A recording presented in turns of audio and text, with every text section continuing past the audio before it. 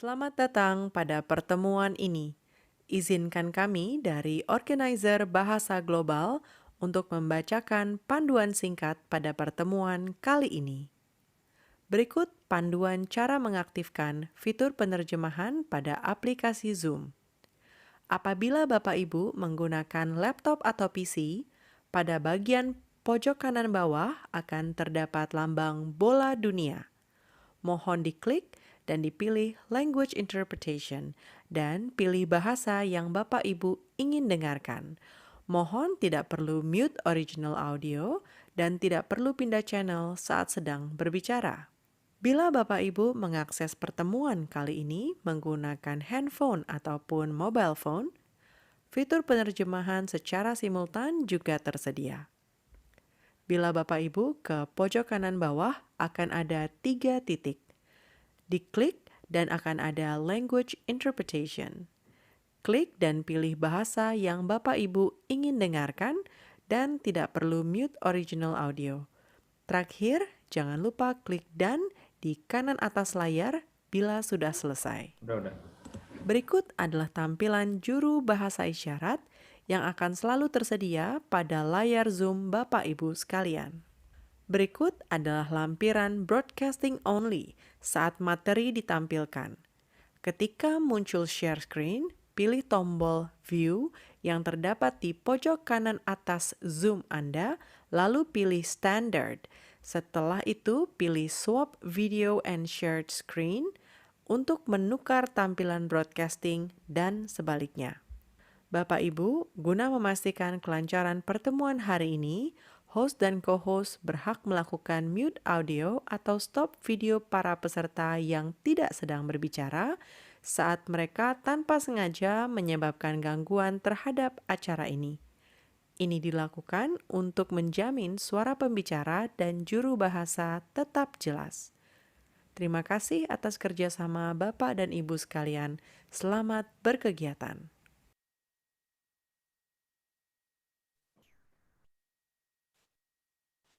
Oke, selamat siang rekan-rekan semua. Terima kasih tim Bahasa Global untuk bantuannya dalam acara kita hari ini. Selamat datang bagi semua peserta di Introductory Training to Blue Energy for Blue Economy, Marine Renewable Energy Core Module hari ini.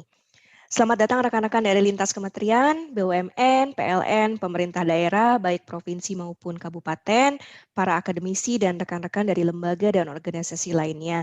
Juga peserta sekalian yang tidak dapat kami sebutkan satu persatu. Terima kasih untuk waktu dan partisipasinya. Nama saya leuserina.garniati, silahkan panggil saya Nia. Saya akan membawakan materi hari ini. Pelatihan ini diselenggarakan sebagai bagian dari MENTARI yang merupakan kerjasama bilateral di transisi energi rendah karbon antara British Embassy Jakarta dan ESDM. Kami menyampaikan terima kasih yang sebesar-besarnya kepada tim di EBTKE untuk dukungannya dalam kegiatan kami. Kali ini, dalam rangka berbagi materi terkini di sektor yang bersangkutan, kami bekerja sama juga dengan program EU MATES, Maritime Alliance for Fostering Blue Economy through a Marine Technology Skilling Strategy. Begitu pula materi yang akan disampaikan selama 2 hari ke depan adalah materi yang sudah sebelumnya disusun menggunakan kerangka EQVET, European Quality Assurance in Vocational Education and Training. Oleh karenanya, saya mohon maaf apabila dalam penyampaian ke depan saya akan menggunakan bahasa Inggris untuk menyesuaikan dengan kerangka acuan di atas. So with me today and who will join us later is Gavin Barr, Aquatera's director, who will sit in and be available to provide his insights during our discussions too. Jen, my colleague who usually delivers this training with me, extends her apologies due to the time zone differences. She's currently in Canada with the Global Marine event that's going on there. She is unable to join us live today, but she's available to answer any questions and or further discuss any aspects of the course content with you offline. So thank you for participating today, and hopefully you get the best of the benefit out of the material that we're going to share in the next 2 days. Next slide, please, Ms. Sandra. Just a few housekeeping notes from ourselves. You're very welcome to keep your camera on throughout the session. Please do, however, mute your microphone whilst you're not speaking. And if you have any questions, any comments, please put those through in the chat box. We will do the best that we can to capture and to respond to those queries and comments today. But due to the limited time and the extent of material that's going to be shared, those that cannot be addressed today, we will pick those up after the events and feed that back to you. You can also at any time, at any point during the 2 days, for any reasons, contact myself or Jen in the following email addresses that you could see on the screen for any questions, any comments for whatever that you need to extend during this course. Next slide, please, Mas Sandra. So before we start, I'd like to flag up that we will be using Slido for our interactive sessions. So if you could please now try and click the link provided. Maybe Team Bahasa Global can also copy and paste the link in the chat box and enter the number 427195 to join the classroom. Or those of you who actually use your phones to participate today, you can scan the barcode, the QR code on your mobile and join it that way.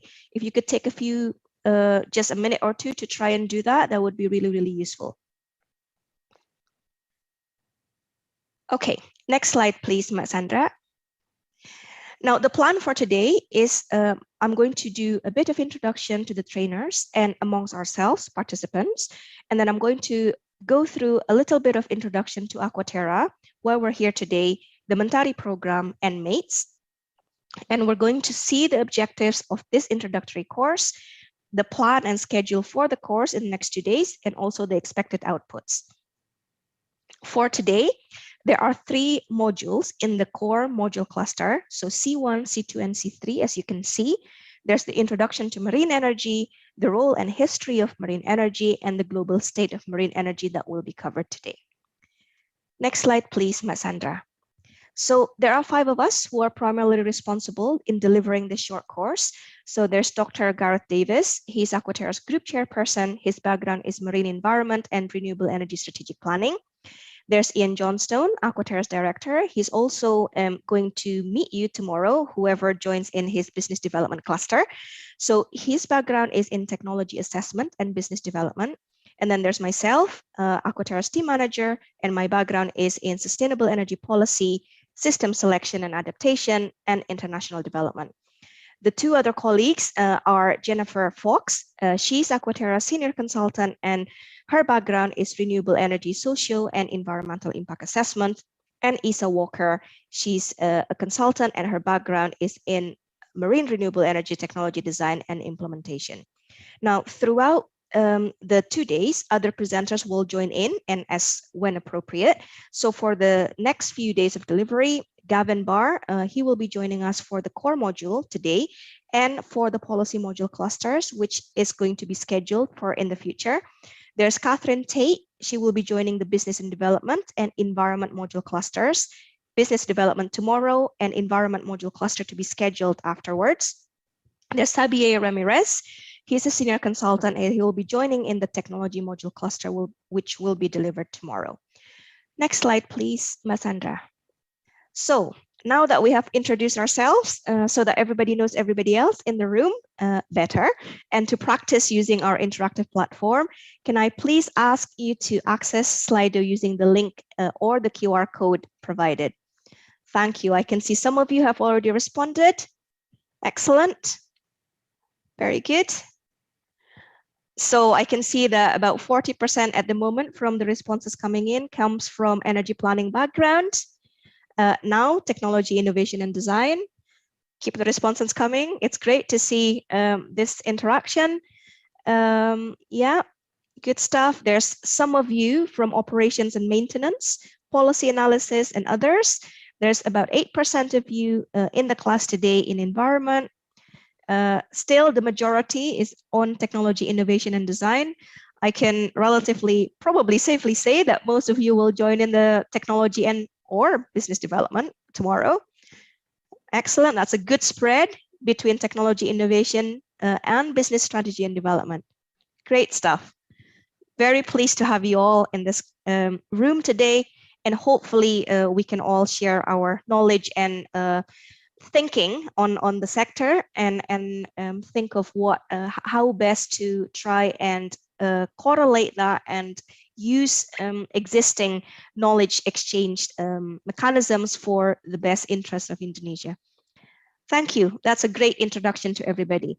Next slide, please, Mas Andra. Okay, so just a brief introduction to Aquatera. Next slide, please, Mas Andra. We work in various sectors of the blue economy, including the offshore and onshore wind, wave tidal energy, floating solar and onshore solar, energy systems, supporting aquaculture, and also in the more traditional sectors in providing some support in the environmental and social impact assessment for infrastructure, ports and shipping, as well as mining and quarrying. Next slide, please, Mas Andra.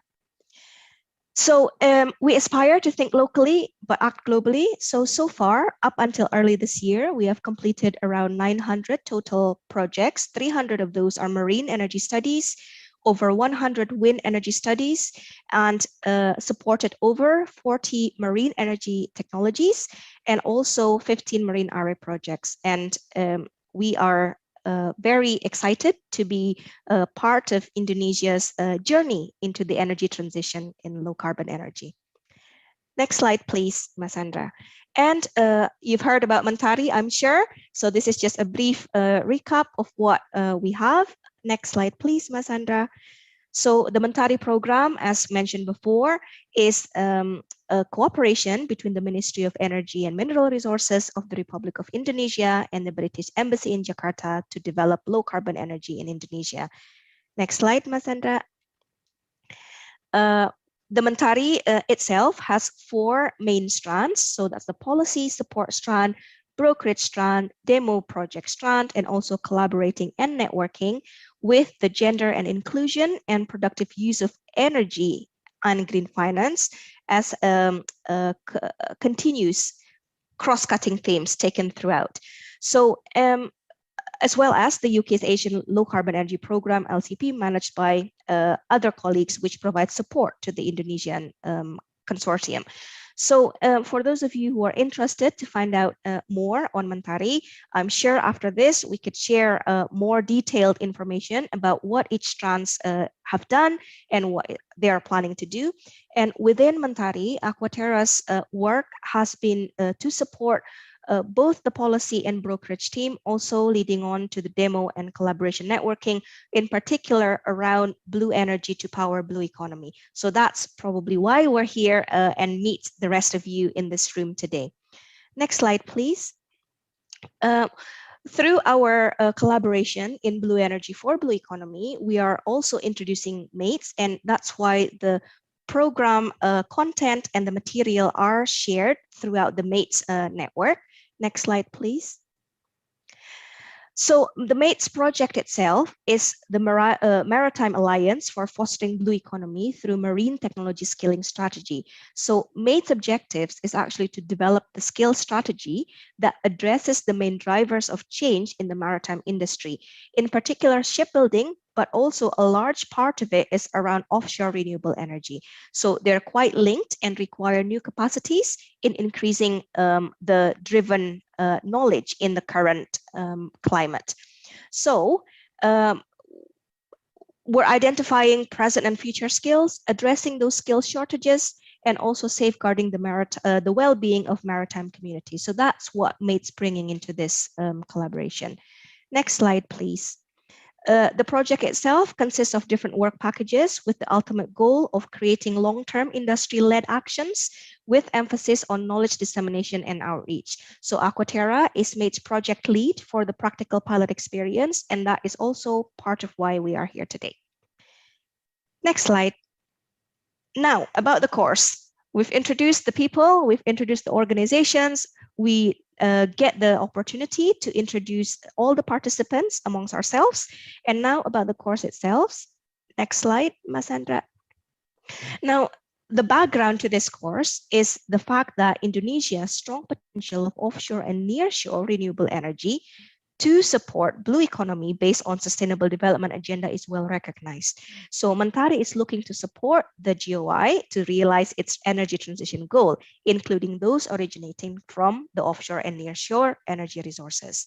Now, at the same time, my mates look to develop and deliver a scale strategy that addresses the main drivers of change in the maritime industry, which includes a large proportion of the offshore renewable energy. And as mentioned before, this course have been designed based on AccuVet, which is the standardized framework for vocational education and training set by the European Quality Assurance in education and training. So next slide, please. Before we go deeper into the material, I'd like to bring you into the blue economy space. Just as I realize most of us are from a technology engineering background, but also an equally proportionate members of this room are also coming from the business development type environment. There are a few others around energy planning, around environment, but I thought it's useful to have a common understanding about what we mean by speaking when we speak about the blue economy. So what is the blue economy? It is the sustainable use of marine resources for economic growth, improved livelihoods, and ocean ecosystem health. It also increases, it's also about increasing the adaptive capacities of these separate issues in the marine environment. So there are two major groupings in blue economy. There are the established sectors, for example, aquaculture, oil and gas, shipping, maritime, tourism, and also the emerging sectors, such as pharmaceutical, biotechnology, biomaterial, to provide some examples of those. So it's a vast environment and it's a vast issues that we are trying to include in our thinking when we speak about blue energy to power the blue economy. Next slide, please. So because the blue economy offers a wide diversity and scale of productive use of energy opportunities, the decision-making on which systems is best to use at certain locations, at what time, depends on the values on that systems themselves that bring to the end users and the size of the associated markets.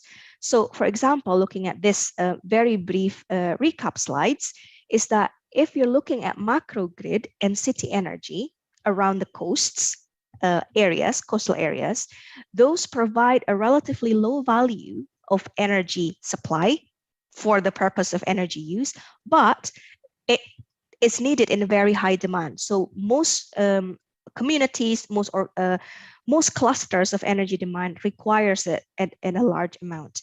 On the contrary, when we look at subsea oil and gas, perhaps energy supplies for military and R&D, they provide a relatively higher value in energy supply, but they are demanded in a very low scale.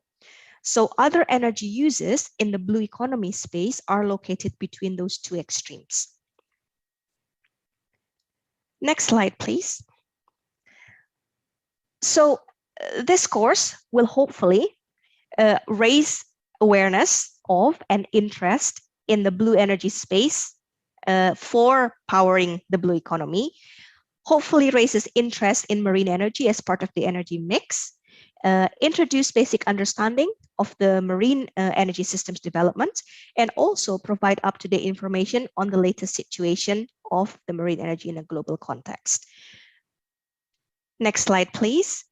And this could be achieved by some of these learning outcomes we have previously identified through the pilot experience, and hopefully we will get to this space as well through our next 2 days interaction, is the creation of linkages where people can see where they can transfer for the current sector to marine energy. Also, perhaps understanding the key fundamental industry skills that will be needed to work within a marine energy environment. Also, being able to understand yourselves, the participants' current sector's role in the blue energy, marine energy space, and also understanding what we can provide to the sector with the skills that you already have, as well as having that development of an advanced and questioning mind about marine energy in general. Next slide, please. So this is a snapshot of the schedule that what we have for the next 2 days. So please bear in mind that this is a general guide. Some modules, as you will see, will be shorter than 40 minutes. Other will be longer, but we will make sure that all of the clusters will be delivered within the 3 hours provided each day. So today is core module cluster. tomorrow you have the option of taking the 2 elective modules, either technical cluster or business development cluster. And then the other 2, policy and environment cluster, will be arranged in the future date based on participants' interest in following those courses. Next slide, please. Certificates will be provided by EU Mates and MENTARI programs for participants who have completed 1, the core module cluster, which is today, and at least 1 of the elective module clusters, the 2 that will be delivered tomorrow, and or if you wish, a future module cluster that will be delivered at a later stage. So that is the introduction to the course. And I'd like to maybe give a reminder at this point. Next slide, please, Mas Andra, that we request that you fill in the registration form. So for each of the modules and the sessions that you attend, it's important for us to capture your attendance and participation so that it helps with the distribution of the certificates at the end. Thank you, Mas Andra. Could you pull us back to the main slide deck, please? Good stuff. Okay, so now after that first introduction of the whole course, we're going to enter our first module cluster for today. That is the core module clusters, and module 1 is the introduction to marine renewable energy, module C1. Next slide, Mas Andra. Again, just to flag up, we'll be using Slido. So this is how you access Slido, either using the QR code for those of you using your mobile phones, or you can access the link from the chat box if Bahasa Global could help in reminding participants on the link and entering 427195 as the classroom code. Then you'll be able to participate. Another reminder of please do remember to fill in your registration form so that we know who's attending and participating. Next slide, please. Now, first off, before we go through the length of C1, I'd like to get a first indication of what comes to mind when people here think about marine renewable energy. So please access Slido using the QR code or the link and the number to enter what comes to mind when you think about marine renewable energy. It could be a word, it could be 2 words, it could be a phrase, it could be a sentence if you feel like providing a sentence. Please don't put in paragraphs because it's going to be difficult for the word cloud to pick up. But that's great. Responses are starting to come in. Okay, so there's not yet commercial. Yes, the C seems to have the most of what people are putting in. The first words that come to mind about marine energy. C, offshore wind, current, ocean tidal, great stuff coming in. Excellent. You're also thinking about the ecosystem aside from the resources. Some responses are still touching on the business development side of things, which is still expensive. And then I could see about the technologies and also the environment around the fish and sea flows. Good stuff. Thank you very much for that. It's very useful to understand this early perception on what marine renewable is and what consists of marine renewable energy. Keep your responses coming in. That's good. Next slide, please, Mas Andra. So there are so many interpretations out there with their own merits, but for the purpose of this short course, we would use the following definitions. So whilst we look at blue energy as all energy generated from the marine space, which includes offshore wind, offshore floating solar, wave, tidal, ocean thermal, or aquathermal salinity gradient, some part of that we consider as marine energy, which is energy generated from the properties of the marine environment that relates very strongly to waves, tides, and salinity and temperature. So for the purpose of this next few days, these are what we are going to refer to when we speak about these two terminologies. Next slide, please. Now, looking at the previous definitions and based on our early baseline work with the MENTARI program, In Indonesia, these are the resources of blue energy, and therefore includes the marine renewable energy side of the resources identified around Indonesia's coasts. So the dark yellow ovals are marine floating solar resources available. The blue ovals are wave resources. The red ones are wind resources. The light yellow are aquathermal. The dots are tidal resources. So these information have been gathered from a combination of reports of measurements from vessels passing through the area, from Met-Ocean GIS databases, and also from direct measurements in certain locations. So reflecting back to the introduction provided around energy demand clusters, if you remember, high value or low value with high demand or low demand, these existing energy resources are plentiful to power the different markets and the different types of energy demand clusters which exist around Indonesia's blue economy, around its coasts. Next slide, please. As an example of the application between matching the available resources, the available infrastructure, and the available or what's apparent as the energy demand clusters, we have put through some early on work results to share today to get people's mindset and a bit of a background into what we're trying to look at when we speak about the technology, the resources, the business development, the policy environment, as well as the environment and social impact assessment around marine energy as part of the energy mix. So at the moment, as an example of what offshore and nearshore renewable energy resources that can be utilized to support blue economy in a situation such as Takabonerate, which most of you would probably be aware of.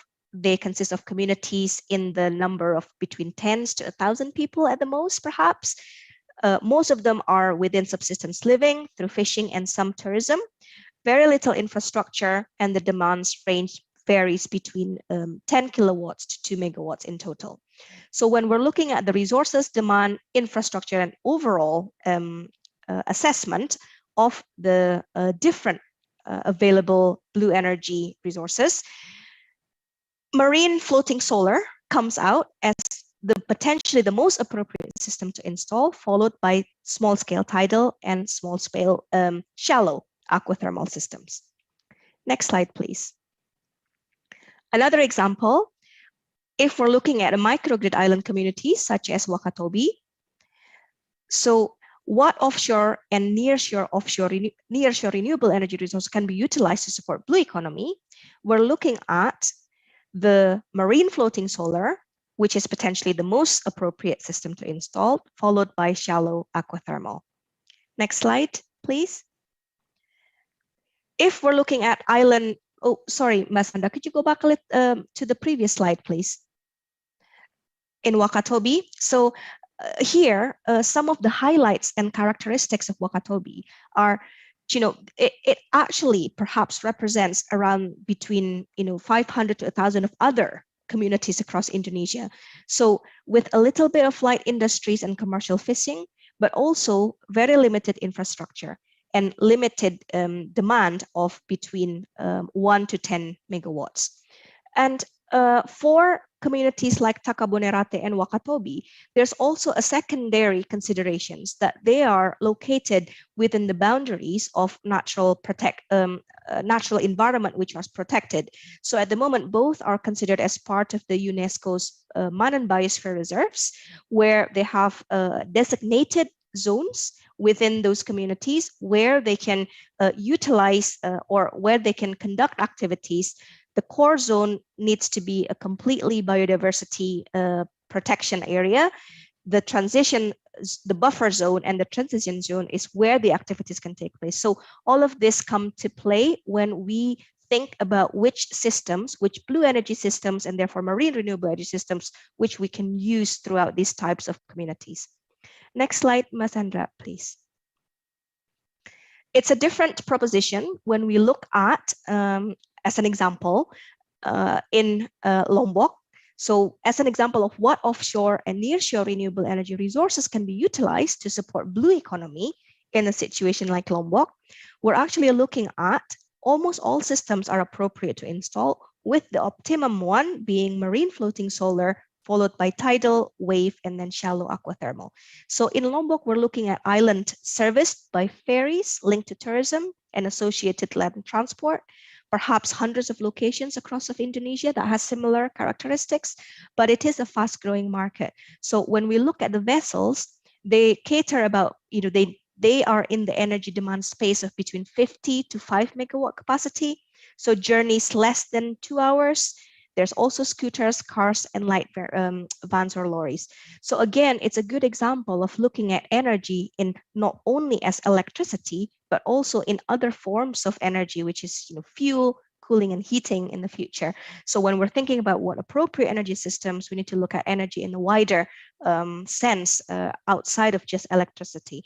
And that's where the productive use of these energy are becoming more determinant in displaying the business case. I'm sure you'll talk about this some more tomorrow for those of you who are taking the elective modules with Ian on business development, and on the technical side and the technology and the resources assessment, technology selection, innovation with Sabie and Isa in the technical slide. So I think this morning, I'll give you the breadth and the background and some of the key questions and thinking triggers, so that if you do have any issues, comments, or starting to come up with any questions, you can plot that against the material that you will receive tomorrow, and that will start to make the connection holistic.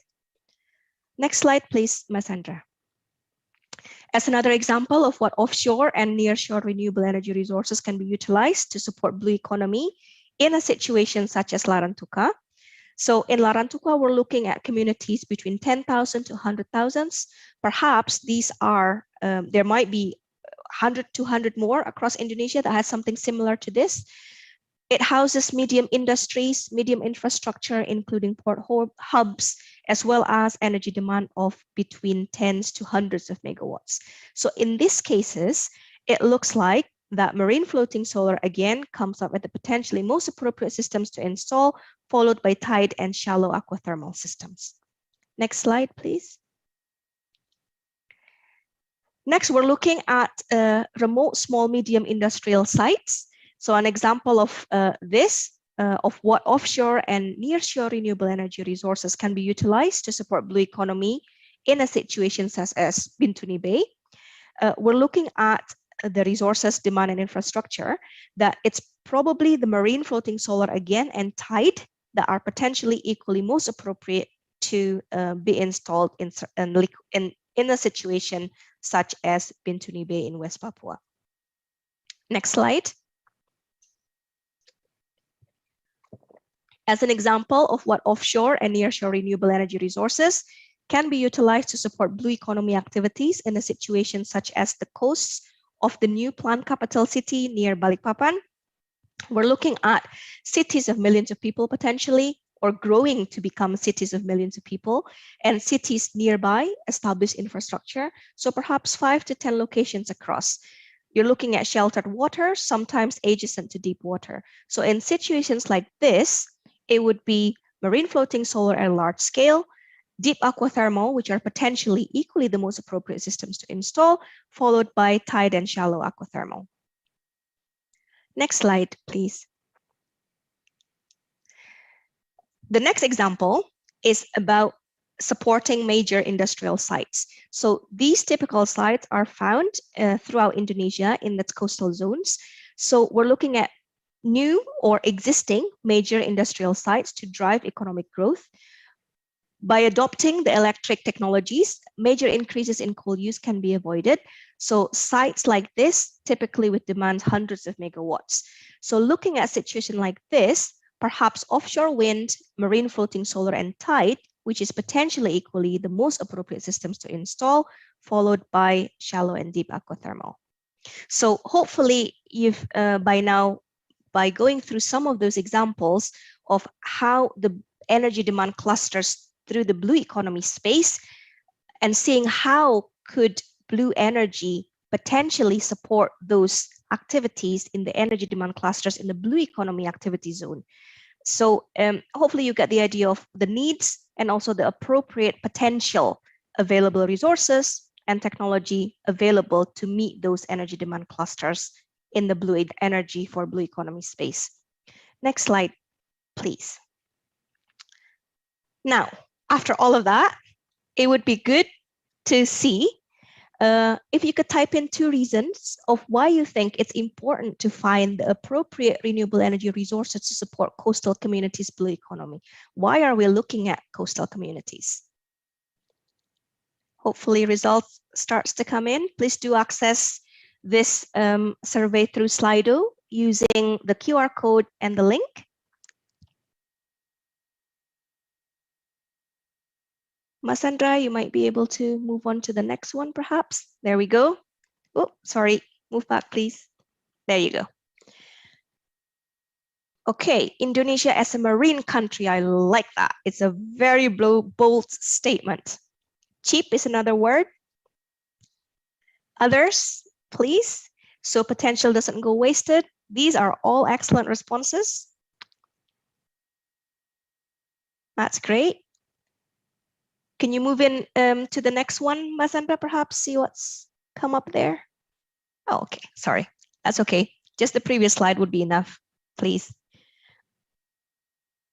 Okay, very good. Indonesia is archipelago, and it's about circular economy. That's great. So circular economy comes up as the main big hit at the moment. So quite a lot of you are typing in circular economy and energy independence. These are all very good reasons of looking into coastal blue economy, supporting coastal blue economy and using blue energy and marine renewable energy as part of that. Many of the resources stocks, that's good. Economic development, abundant marine potentials, coastal population benefits. Excellent. Yeah, so we have the most responses around potential don't go wasted and clean energy access. That's a new top results. There's also potential doesn't go wasted because we have quite a lot of potential in the marine space. Good. These are all very, very good responses and well thought of and very much in line in that space of thinking of looking at how blue energy can support blue economy and power the blue economy for coastal communities in Indonesia. Next slide, please, Masandra. So when we speak about coastal communities, who are these coastal communities? Are we talking about small scale, big scale, medium scale, villages, urban? We're basically talking about all of those. So there are groups of communities living in coastal villages, towns, and cities. And these groups of people perform a range of domestic and industrial activities that rely on the coast, near shore, and offshore resources for their livelihoods, for economic development, and for well-being and welfare. So that's the key criteria of when we're speaking about coastal communities.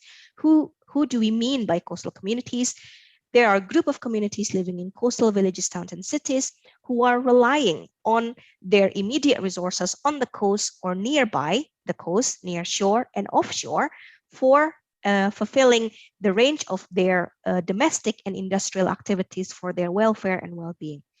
So the form, so these activities that these communities do with the energy demand that they use to fulfill these activities forms the energy demand clusters within the blue economy framework.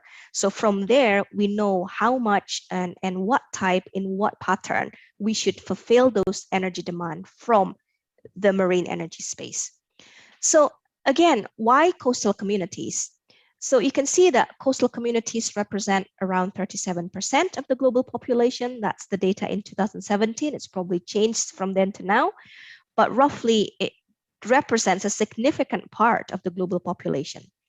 In Indonesia alone, so the number of coastal villages, this is only villages, not accounting for towns and cities, there's 12,857 villages in 2019 recorded, And with the workforce of population age 15 years and over 1.5 million of population, there's equal distribution between female and female members of the population, but the female income contribution is less than half of those male counterparts. So there's a little bit of, from this, I guess what we can derive is that there's the significant amount of issues that's related to coastal communities.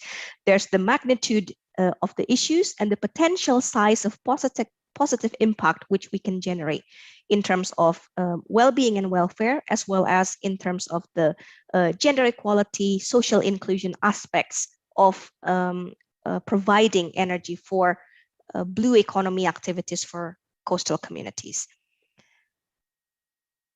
Those of you who have the background, like me, an engineering background, but then sent across into the policy and strategic domain, we would appreciate the stretch between thinking about the technology, the design, the implementation, the direct cost and benefit in terms of technical engineering point of view, with these externalities that now starts to surround the blue energy space for blue economy. So again, from this slide, having earlier taking a look at the different types and sizes of the energy demand clusters through the examples that's provided, the accessible renewable energy resources surrounding those demand clusters, which roughly we provide into one slide. If you go through the background information, it would be more detailed calculations, of course, but for the purpose of this course, the summary is as presented. The next part is we will be looking at the available energy systems to connect those two. What energy technology systems are available to connect the accessible renewable energy resources around the coastal areas, to connect that with the blue economy driven energy demand clusters. So the examples that are laid out here, I'm not going to into the details of these technologies because I know they will be covered tomorrow in more detail by Isa and Sabie, for those of you who opt to go for the technology or technical elective cluster. So basically, we have a range of offshore wind floating technology. We have tidal energy, anchored and tethered. We have wave energy. We have offshore floating solar, and these comes in different sizes as well: micro, mini, small scale, and large scales. Next slide, please. Aside from the energy generation systems, increasingly the discourse on the discussion is more on the storage and balancing technologies as presented in this slide. So where to use them and for the longer term solutions. So we have the different storage mechanisms, we have the different balancing technologies available, how to pair them with the generation technology. So again, a lot of this will be covered in the technical module cluster. Next slide, please.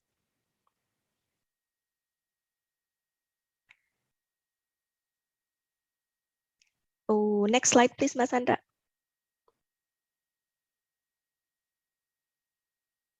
One more. Thank you. So, yes, just to make sure everybody's still awake, which one of these offshore energy systems do you think is appropriate to be implemented in Indonesia? Just, I know that it's we haven't gone through the pluses and minuses, we haven't gone through the technology specifications or even the demand characterization, but this early on in the process, it's useful to think about, with the current information from your background, from the materials that's been shared so far, it would be interesting to see what everybody think of what would be the most suitable to be implemented in Indonesia. I think you can choose more than one, if I'm not mistaken, unless I said the Slido question wrong. But yeah, if you could put on, I can see marine floating solar as the highest inputs of answers. There's offshore wind, there's wave, followed by tide and thermal, all of the above, 9%. Okay, good stuff. Very good. Great.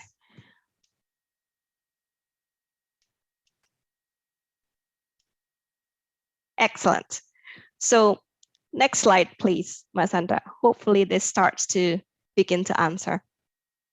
Depending on when, where and what type of energy demand clusters, based on the energy use values, technology maturity, and availability, this table presents some groupings of which technology fits where at what potential size band. So this is very much a big screen snapshot, and in generic terms, between the technical cluster and the business development. I think more in the business development cluster, you will go through the process of selection, technology selection, and then what kind of limitations and what type of environment would be appropriate to select a certain piece of technology. Good stuff. So maybe I could give you an example for one of these slides. So when you think about the energy demand side of things, if it is at an elevated value or an ultra high value, the range of technology shifted from being quite big scale to narrowing down to smaller scale. So again, when you're looking at ultra value, those that technology that provides ultra high value energy demand services to these coastal areas will be in a range of, so more than 10 megawatts is not available at the moment. Between 1 and 10 megawatt will also not be available for this ultra high value provision for coastal communities. The most of the technology are available between 100 kilowatt to 1 megawatt, but we also are looking more in the domain of less than 10 kilowatt to up to 10 kilowatt, up to 100 kilowatt. So these are the type of energy to be supplied to those remote communities which don't have access to the grid and infrastructure. So that's giving a highest energy demand value proposition for certain technology to provide. On the other scale, if we're speaking about grid supply, it provides a lower value in energy demand fulfillment, but it's available at a very large scale of demand. So you're speaking about technologies that are starting from more than 10 megawatts down to between 100 kilowatt to 1 megawatt. The smaller technology sizes wouldn't be that appropriate to fill this type of energy demand. So hopefully that gives you a taster of how we think strategically we can select technology to be deployed where at what point. Next slide, Masandra. We've touched on some references to the elective module clusters. So at this point, we have a couple of minutes left for the C1 core module cluster. I want to maybe just raise some interest on the content or on the issues that are going to be covered in the different elective module clusters available tomorrow for business development and technical. And for those of you who are interested in environment and policy, they will be scheduled at a later date. So next slide, please. The first one is the technical cluster. This will be available for a choice to be taken tomorrow. Next slide. The technical module cluster will cover blue energy resources assessment and global distribution. Next slide.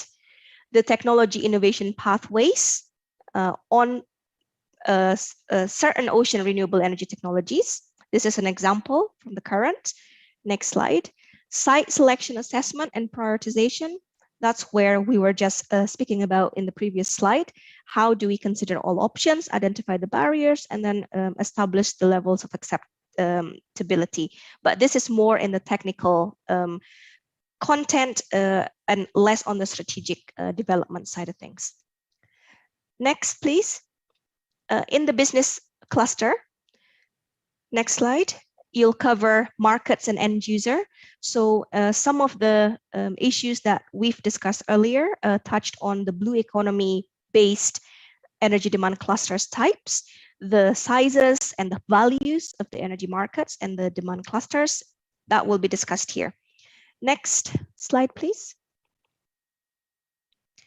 There's also the project planning and project characteristics side of things. So taking a bit further from once you've selected the certain types of systems to be implemented where? How do you take that through from development to implementation? Next slide. And then looking at the economics and supply chain opportunities, including the breakdown of costings and financing mechanisms. Next slide. The elective policy cluster, next slide, covers global energy policy. Next slide. Stakeholders and planning. So throughout the project design stages and implementation stages until to decommissioning, who are the stakeholders and the planning aspects that we need to engage at what level and to what purpose. Next slide. There's the energy policy case study, and in there we would highlight the case studies from Scotland and from Chile. So hopefully that would give some information background as well to what other people have gone through. Next slide. In the environment cluster, next slide. You're going to look at the impact assessment context of environmental protection, and this includes the legal regulatory requirement at the moment, what's being put through in Europe and in the UK, and see some of the potential parallelism that you can draw to an Indonesian context and what types of other more delicate considerations that we need to put through. But what we are hoping is by sharing what we are doing within the European and UK framework, you could see some of the action lines that we need to think about when we design a specific environment and social impact assessment framework for marine renewable energy systems in the coastal zones for Indonesia. Next slide. There's also discussions around the stressors and receptors, including underwater noise. Next slide. And the case studies of performing ACA in Magen, which is the first big-scale marine renewable energy tidal array project in the now is in the UK and Scotland. So from there, we could start to have some lessons learned to see what needs to be undertaken in a certain way, a different way perhaps, or the same way adapted to Indonesia's circumstances. Next slide. And this is just a description of what processes, just to give a description of what processes that had to go through in different marine renewable energy projects throughout Europe and UK. Next slide. I think that is the end of the first core module cluster. Whilst Mbak Sandra takes us to the main slide deck, do I have, I can maybe take one or two comments or questions before we move on. Okay, so I'll keep continuing with the second module just now, and you can collect I'm just noting some notes from the organizers. Thank you, Mbak Clara and Mbak Maya. I will slow down. Noted. So yes, I can take in, if you have any questions or comments, please do put in the chat box, or you can email me at any time. That should help with, I know it's a lot of material covered in a very tight space of time. Hopefully, if there's any burning questions, we could address them. But otherwise, you know, questions might come up after or during a later stage of the course. I'm quite happy to interact with those in afterwards as well. Thank you, Ms. Sandra. Okay, so now we are going in the second module of the core module, which is the role and history of marine renewable energy. That's module C2. Next slide, Ms. Sandra. So again, I'm just flagging up that we'll be using Slido. For those of you who hasn't participated before in our previous polls, you can join the class using the link that's copied and pasted in the chat box, or you could also use the QR code generated here for those of you who are using mobile phones. Those of you who are accessing through this through the link could put in the number 427195 to join in the class. I think this is a good place to send a reminder for everybody to fill in their attendance form so that we know who are participating in this particular module. Next slide, please. So in module 2, we're going to look at the environment of an increasing carbon emissions and the climate emergency. Then we're going to look at the role of marine energy in that space and the history of marine energy. Next slide.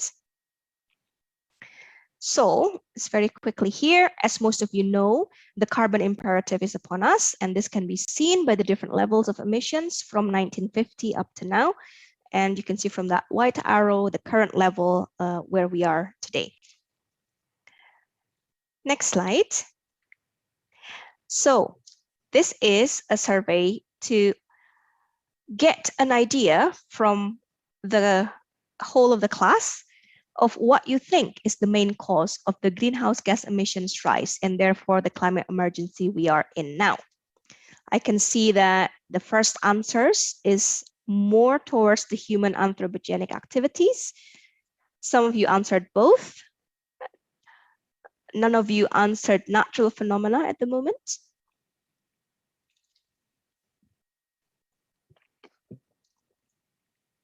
Okay, it's an interesting spread. So about 78% of you think that it's the human-induced or anthropogenic activities that's driving, that is the main cause of greenhouse gas emissions rise, and therefore the climate emergency we are now. Good stuff. Okay, next slide, please, Mazandra. Now, these actually show the observed global mean combined land and ocean surface temperatures anomalies from the 1850s to 2012 from 3 data sets. So the top panel is the annual mean values, whilst the bottom panel is the decade mean values, including the estimate of uncertainties for one data set, which is the black lines. So the anomalies are relative to the mean. I know I'm preaching to the non-converters already. So I know that you are here today because you have a very similar interest and concern around climate change mitigation, hence why we're here today. But to the converted, this is highlighting and signifying the essence and the main drivers of why we are looking at these different types of renewable energy to the energy mix. So from here, the anomalies are relative to the mean, and in B, you can see the map of the observed surface temperature changes from 1901 to 2012. And in A, you can see the trends that have been calculated where the data availability permits a robust estimate. So the from here, you can see the trajectory, and from the previous slide, you can see the summaries as well, and that in fact, humankind are making the difference. Next slide, please. So these are more figures derived from the most recent IPCC report. So the figure on the right clearly illustrates the role that the humans are having in global temperature increase. So the panel A, which is the changes in global surface temperature, it's reconstructed from the archives. So the solid gray line is years 1 to 2000, and from direct observations, which is the solid black line from 1850s to 2020 to 1850s to 1900, and the average per decade. Now the vertical bar on the left, it shows the estimated temperature, the very likely range, and the warmest multi-century period in at least the last 100,000 years, which occurred around the current interglacial period. So the last interglacial, which is around 125,000 years ago, is the next most recent candidate for a period of higher temperature. Now, these past warm periods were caused by slow multi-millennial variations. And the gray shading with the white diagonal line shows the very likely ranges of that temperature reconstruction. Panel B, however, shows the changes in global surface temperature over the past 170 years, which is the black line relative to the 1850s and to the 1900 periods, and it is annually averaged. So compared to the climate model simulations, and it's a response to both human and natural drivers, which is the brown bit of the graph, and to only natural drivers, which is the solar and volcanic activities in green. So you can see the black definitely creates a significant difference from the simulations, that if it's only natural causes that's making the temperature changes. So again, humankind is making the difference. Next slide, please. This is just a similar analysis provided and illustrated by Carbon Brief. You can read further the report. Next slide, please.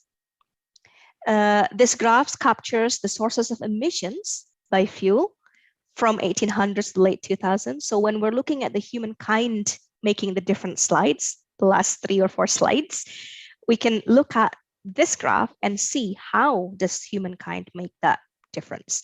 So between 1800s to the late 2000s, the largest emission is from coal, followed by oil, gas, and then cement and flaring. Next slide, please. This slide shows the highlight and the pace of development of renewables. So in the previous slide, we see how the main sources of emissions have been and the levels of the growth of those emissions and the contributions. This slide shows the pace and development of renewables, which is impressively more than doubling every 5 years. So the pace of renewable energy development is exponential. Global wind, for example, doubled in capacity between 2005 and 2008, which is in 3 years, and then increased 5-fold between 2008 and 2018. Similar increase in solar PV too. So after the doom and gloom of climate change, you see the different sources that contributes to the negative impact of climate change.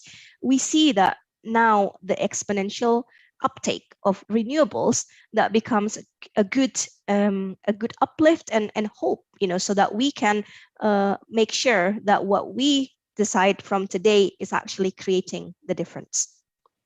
Next slide.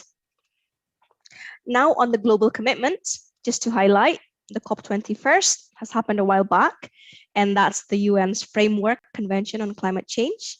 Next slide, please. Keep moving, Mas Sandra. One more, please. Good stuff. So whilst we speak about the Paris agreements, which commits signatories to the limiting global temperature increase 2 degrees and above pre-industrial levels, the emissions need to still fall quite a lot by 2050.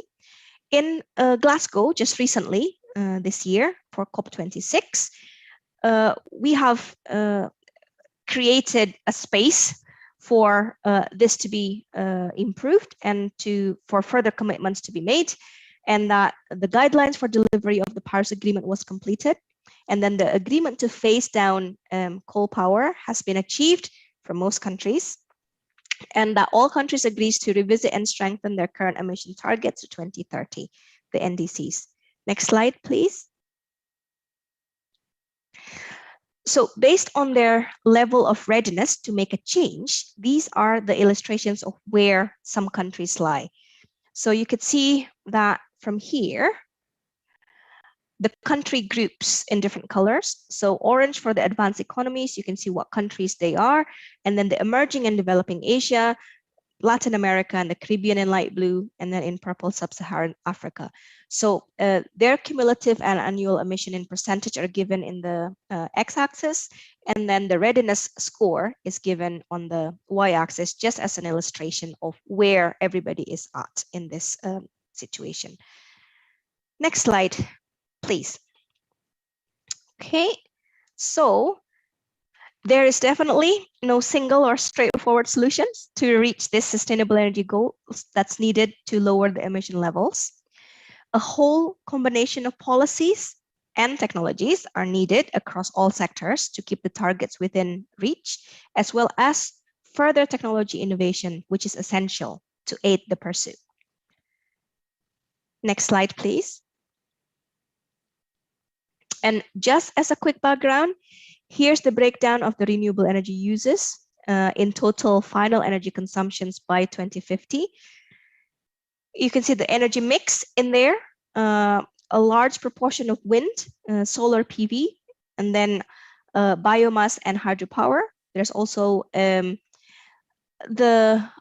uses of liquid biofuels and biogas. And actually, the others, including marine, is still at 2% of the pie chart. Next slide, please. That's where we are at. Now, the primary energy consumption by source, this just shows briefly the global primary energy consumption by source. You could see that the largest are still oil, and then followed by coal and gas. And in Indonesia, a similar distribution can also be seen here. So oil, coal, and then gas distribution. That's the last entry was for 2019. So that is the environment that we are confronted with or are in terms of the energy consumption levels. Next. Now, the main conversation is that, where is the role of marine energy in all of this? Seeing that at the moment, the energy consumption by source is as was presented. The development and utilization of the different types of renewable energy, which exponentially grow within the last decade. But within there's a very small portion of marine energy. So how are we going to take this forward, and where is the role of marine energy in that situation? So it is a source of carbon-free energy. The energy resources are plentiful, especially for a maritime country like Indonesia. Its output patterns are different to other forms of renewables, so there's some levels of predictability in the resources side. You will be, those of you who are interested in this will receive more information in the technical cluster, how this actually aids and benefits the marine energy environment. And then the distribution of resources also differ from other forms of renewables. Again, you will go into this in the technical cluster. But there's also the add-on benefits, such as there can be important spin-off community and business opportunities for coastal and island areas. So we're looking specifically for coastal and island areas, secondary and added benefits, and marine energy does provide quite a lot of opportunities in there. There's also a wider marine technology spin-out benefits in the sense of connecting with the productive use of energy technology side of things. So when we speak about marine energy, we're not just talking about the generation side, but how do we link that straight to the productive use of energy side of the equation. And then there's also a very strong role of marine energy in taking part in the innovative marine conservation and planning strategies. So this, I think quite a lot of that will be covered in the environment cluster, and maybe a little bit covered on the business and development cluster. But hopefully you'll get a better understanding in some direct examples through the next couple of days. Okay, so now that we've gone through all of those very, I would say, crammed in information about the background of our energy situation and where marine energy fits in, let's do a bit of interactions in Slido just now. So next slide, please, Masandra. Just to get a better understanding of whether anybody remembers. So the first question is, which of the following produces the greatest amount of global CO2 emissions as of 2018?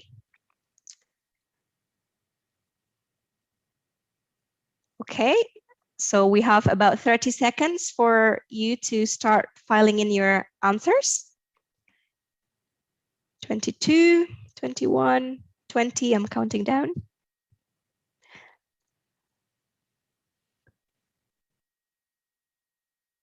It's good. Keep the responses coming. The way we usually run this MATES course throughout several countries in Europe and some locations in the UK, we have face-to-face interactions and online, but of course with the online sessions, we usually issued some quizzes and individual tasks, but because of the condensed module that we are delivering now with a condensed time frame, we are using this interactive platform instead, which is great. So 77.1% of you answered coal, which is the correct answer, by the way. Some of you answered flaring, gas, nobody answered cement, and 19% of you provided an answer to oil. Next, please, Ms. Sandra. So for that, the leaderboard, I can see at the moment, LJ, those of you that has the initial LJ, actually is in the leaderboard because you provided the correct answer in the most, in the quickest time frame, followed by Anissa, Taryn, DJ, and then Parlindungan Siombing. Good. Next, please, Mas Sandra. Next question, 30 seconds. What policies and technologies are most important for achieving climate targets? You can see the choices there: energy efficiency, wind energy, marine renewables, behavioral change, electric vehicle, all of the above. Please fill in your answer. See if we can overtake LJ. I know it's not as exciting as the Formula One race, but you know, gotta try.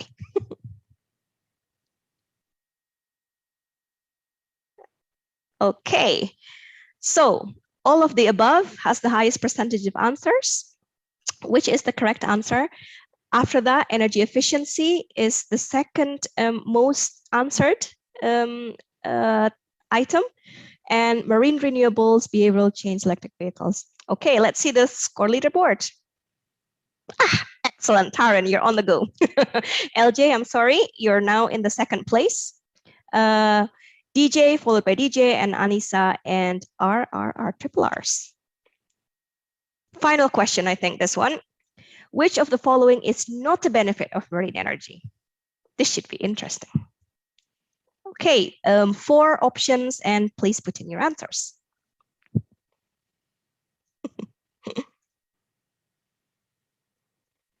Good stuff. Keep the responses coming.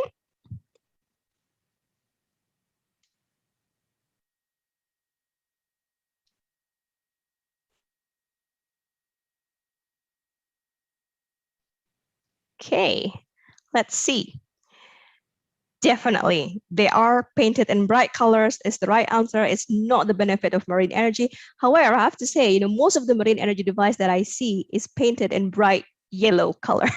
And it's every photograph that I've seen so far with the marine energy device, there are, you know, some are in red actually, but most of it is painted bright colors. But good answers, everybody. And let's see the leader board. LJ is back in the game, followed by Anissa, Taryn, triple Rs, and DJ. Thank you so much for being gracious enough to participate in this competition. Next slide, please, Masandra. Great stuff. So it's the second part of the C2 module module, which is the history of marine renewables. Excellent. So most of you have answered what you think is about when the idea of marine renewable energy began. Let's see what that is. 1800s, the majority have answered. 1900s, equally, almost equally there. Oh, it's between the 1800s or the 1900s. That's what the popular votes are. They're equal now, 40% each. Okay, keep the answers coming. They're very closely tied. 1800s at the moment is ahead in 46%. So most of you think, I'm speaking too fast just now because most of you, well, actually, most of you still think it's the 1800s. Yeah, most of you think that it's in the 1800s, but not far from 48%, you know, just slightly before, just slightly below that. The next largest group think that it's in the 1900s that the idea of marine energy began. Okay, next slide, Masandra. Thank you. So the 1980s is officially the early beginnings of marine renewables. So those of you who answered that correctly, congratulations. I wish I could distribute something to reward, but it's an applause at this end. So it's 1980s, officially the early beginnings of MRE. So that began with an installation in Norway. If you remember, the taper channel wave power plant, TAPCHAN, which is based on that new method of wave energy generation in the 1980s. However, it's worth noting that the interest in wave energy technology actually began in the 1970s during the oil crisis. So that's when, for example, Stephen Salter started his research at the University of Edinburgh. So that the idea actually formally acknowledged in the 1980s, but formally before in 1970s. So just a little bit on the on TAPCHAN whilst we're on the slide. I know technically those who are more interested in the engineering side, Isa and Zabi will be able to discuss about this more if that's of an interest. But basically, the principle of operation can be explained by dividing the system into different subsystems. So the first is the collector side, which is designed to concentrate the water energy and optimize the collection efficiency. And then this is the unique part because it will cater for different efficiencies of a range of frequencies and directions. So the second subsystem is the energy converter in which the energy of the collected waves is transferred into potential energy in an onshore water reservoir. So this is the unique part of the power plant, which is consisting of a gradually narrowing channel with wall heights equal to the filling level of the reservoir. So typically between 3 to 7, the waves enter the wide end of the channel, and as they move down the narrowing channel, the wave height is amplified until the wave crest spills over the walls. So the third subsystem is a reservoir which provides the stable power, the stable water supply for the turbines. And finally, the fourth is the hydroelectric power plant, where the well-established techniques are used for generating the electric power. So it must be designed for saltwater operation and should have good regulation capabilities. That's the notes and the brief overview of the very first installations in marine energy, which is the TAPCHAN. Next slide, please. The 1990s is about laying the foundations. So those of you who actually answered that the 1990s are the when marine energy began, you're not completely wrong, because the initial idea, in 1980s, correct, first installations in 1980s, but 1990s is where most of the innovations and the development of the marine renewable energy generation ideas actually come in great masses. So in wave energy, so the world's first commercial sea-based wave energy machine, Osprey 1, is being towed, you can see in the picture, to its offshore site at Dounreay in Scotland. That was in August 1995. And then there's the swell-powered renewable energy waves entering the board base of the machines are channeled into the chamber. So as the water rises and falls, it's forced in and out through the chamber, and which is generating electricity. So this structure is designed to generate 2 megawatts of electricity, which were sent to the national grid via a submarine cable. Unfortunately, due to the manufacturing fault, Osprey 1 actually failed a few weeks after launch, and it was subsequently damaged in a storm.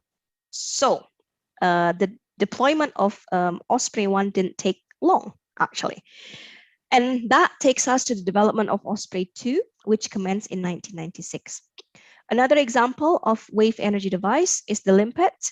It has been developed and trialed in the 1990s and have been operating since November 2000 on exposed cliff edge near Orkney Islands of the northern of Scotland. So has its collector tilted so that the period of the internal water column matches the peak energy period of the waters, easing passage of water into the water column.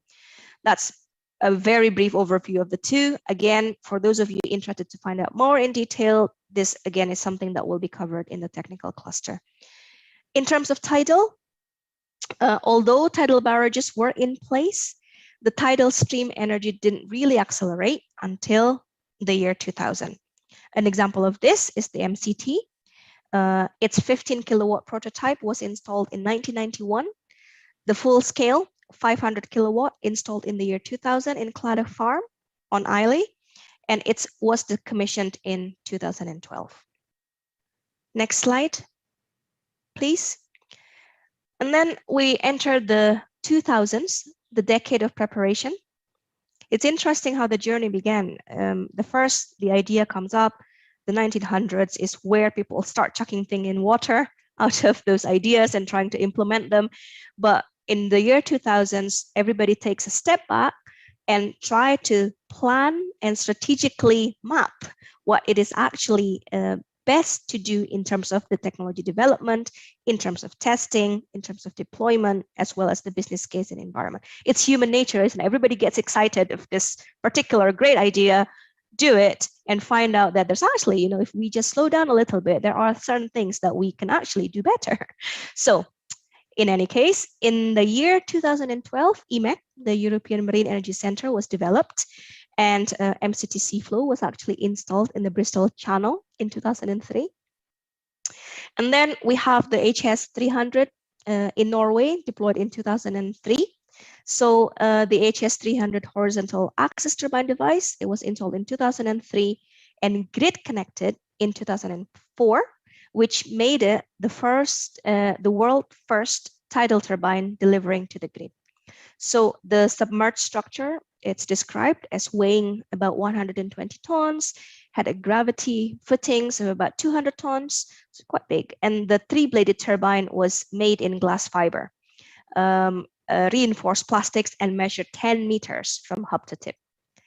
So at that time, it rotated at 7 RPM and installed at a capacity of 0.3 megawatts. That's what happened in 2003. And likewise, Plamis, the P002, was deployed in Portugal. Aquatera Ltd, so difficult to pronounce. In 2008, it was deployed, and it consists of an array of 750 kilowatt Plamis wave energy converter devices. That's what happened in the year 2000s. Next slide, please. Now, with the existence of EMEC in the previous decade, the 2010s are filled with further testing and progress. So at one point, from nearby Aquatera's office in Stromness, we can see 4 different types of marine renewable energy devices towed and anchored at the port nearby, waiting to enter the testing facilities and to be deployed to generate information for further development.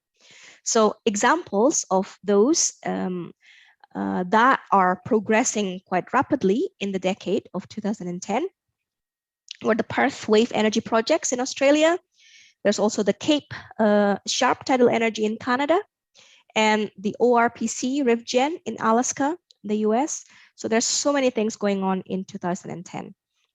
Next slide, please. So throughout the development of the technologies between the year 2000 to 2010, the first designs of wave and tidal energy devices emerged and were deployed at scale. Between 2010 to 2016, these were actually considered as the challenging years from various organizations that are operating in marine energy, as the number of designs of wave and tidal energy devices expanded. So investment was thought to be a key challenge at that time. And then a number of leading device developers and companies went into administration as a lack of funds. But taking an objective look at it from a technology neutral point of view, I think in reality, most of these companies and most of these technology developers have overpromised and underdelivered. That's pretty much the basics of it. Between 2016 and the present, that's the lessons learned period as well. A new generation of device developers and some of the previous generation comes back as well to continue and develop devices, but at a much more measured pace and a sensible size, I have to say. So the learning, from the past and from the vast and quick development and trials, and including the business cases, which creates a large proportion of results in terms of failures and successes. The 2016 until now, it's the cooling off period, and we're taking the lessons learned and more and newer mechanisms in terms of the technical systems as well as the business development angle have come back, and they are at a more measured pace, and that proves to be of a better implementable avenue. So key recent milestones for wave energy. There's the launch of Wave Energy Scotland, followed by the dissolution, following the dissolution of leading companies such as Aquamarine Power and Palamis. So Wave Energy Scotland was formed to make public use of the IP of those companies that have closed and advance the wave energy sector from those innovation that have discovered before. So whilst companies have been dissolved, the IP and the technology and also the knowledge behind those technologies are contained within the public domain, so that it can then be brought forward again to a further development at later stage. So I think that's a good case scenario of not wasting, just by keeping your technology, your IP to yourself and not achieving anything much after it's proven to be not successful. You release that to the public domain, and that becomes people who can take that forwards and make it successful. They do, and that means that there's no waste in the process. In terms of the tidal energy, CMEC Atlantis, the Magen array, was before moving to the tidal energy, I remembered that since Wave Energy Scotland was established to make publicly available these information and lessons learned out of the dissolved companies, other new companies such as Core Power Marine and Wello have actually successfully deployed from those lessons learned full-scale devices and are currently moving towards developing arrays. So Core Power in Portugal and Wello in Spain. In the tidal energy domain, moving on to that now, CMEC Atlantis through the Magen array, it's the commercial grid connected array, 4 times 1.5 megawatts tidal turbines, became operational in 2018. And a further 79.5, I think, is planned for the future. Now, Nova Innovation is another example. It's through the Shetlands tidal array, 2 100 kilowatt turbines installed in 2016. That is actually the world's first commercial tidal array installed in 2016. Since then, I think they are developing further 4 turbines, and they've been installed with electricity exported to the grid. Now, on the back of those successes of those Scottish arrays, both of these companies, Atlantis and Nova, are now looking into installing projects abroad. Atlantis is looking into France and Japan, and Nova Innovations in Canada. Next slide, please. Now, the 2020s and beyond, the decade of delivery and commercialization with a question mark, because we all hope into that, we're moving into that space finally. The first that I'd like to highlight here is Orbital Marine Power. So they've deployed the world's most powerful tidal turbine in Orkney, not too far from Aquatera's office, is next in Emacs facilities in 2021, very recently, with a 2 megawatt generating capacity. There's also SME. So following the deployment of Plate 1 device at the Falls of Laura in 2017, that's in Scotland too, the device was transported to Canada, where it was successfully deployed in Nova Scotia in 2018, and in February 2021, SME actually unveiled their latest 420 kilowatt device, and that is to be deployed in Canada. Going back to Atlantis, since 2020, they've been planning the expansion of the Magen array in the Pentland Firth, building out from 4 current turbines, 6 megawatt developments to 55 turbines. That's what they're looking at, a capacity of 86 megawatts. So CMAC are also developing projects in France, like mentioned before, and India, excuse me, and China and Japan alongside. As far as we are aware of, from the dialogues and the forums that we are part of, we are aware that NOVA, Orbital, and CMAC are looking at development in Indonesia, as well as a number of other countries nearby. Next slide, please. So just to bring all of these issues into one place again, where are we now? This figure shows the global stats from IEA on ocean energy and the IRENA statistics website. So at the moment, we're looking at marine energy as part of a mix of renewable energy electricity generation trends. And within that, there's the wave, the tide, and also the ocean thermal and salinity gradient as part of that. And you can see the proportions as in the graphics on the slide. Next slide, please. These two graphs show the installed global tidal stream energy capacity and wave energy capacity. The main report source are given there for those of you who are interested in reading out more. So the blue bars show the annual values for Europe. The green bars show the annual values for the rest of the world.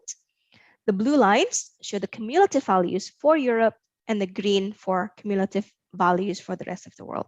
So you can see the fluctuations and the generally upwards trajectory between tidal energy as well as wave. Okay. Next slide, please. To bring things to a conclusion, climate change is happening now. There have been ambitious commitments made by many countries. Most importantly, marine energy will not be the solution, but it will be part of the solution. The fourth point is that the previous decades of marine energy have been challenging, but significant progress have been made based on the many failures and the many successes that's happened in those decades. So to wrap up, there are so many exciting things to come, both from the Europe and UK side of things, more on the Canada and North America developments, as well as nearby around Southeast Asia, Australia, but also particularly in Indonesia. And now through the MENTARI program, we have that platform to be able to capture the optimum issues around marine energy in how we could see how it could benefit Indonesia in the energy mix as a whole. Next slide.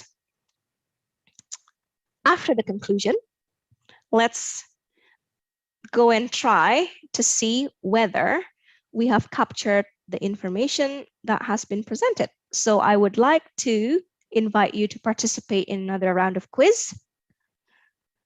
The first question, see if everybody remembers, where is EMEC located? Still have about 18 more seconds to answer.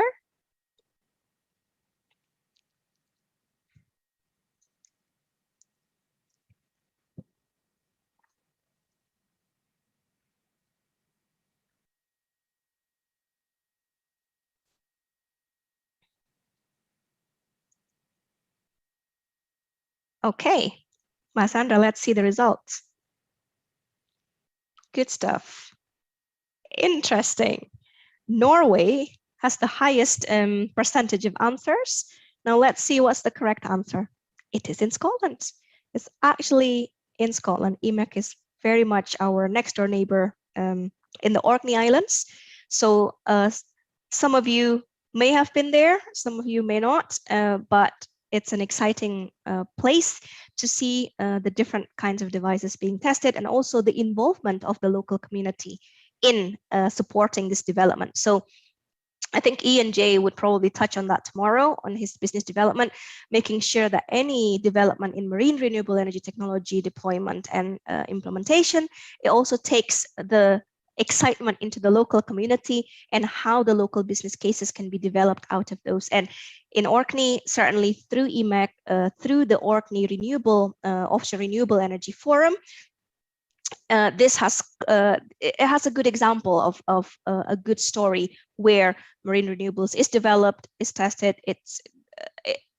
it brings benefit in terms of the technology side, the business side, but also into the community development around the island clusters. Okay, so let's see the leaderboard. Taryn answered the right question with the least amount of time, and then followed by LJ, Anissa, the Triple R, and DJ. Next, please. Next question is, what marine energy technology, excluding tidal barrage, has the greatest level of deployment to date?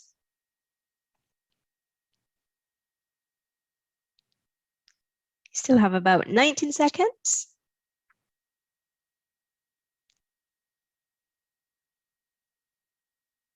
Keep your responses coming in.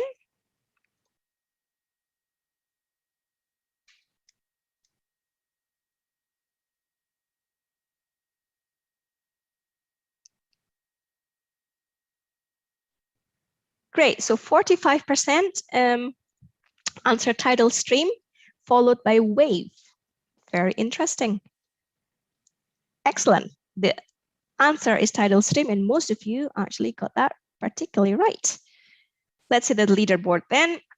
Anissa, well done. You're on the first, followed by DJ, Taran, Ilhamid Daris, and then Dina. Great stuff.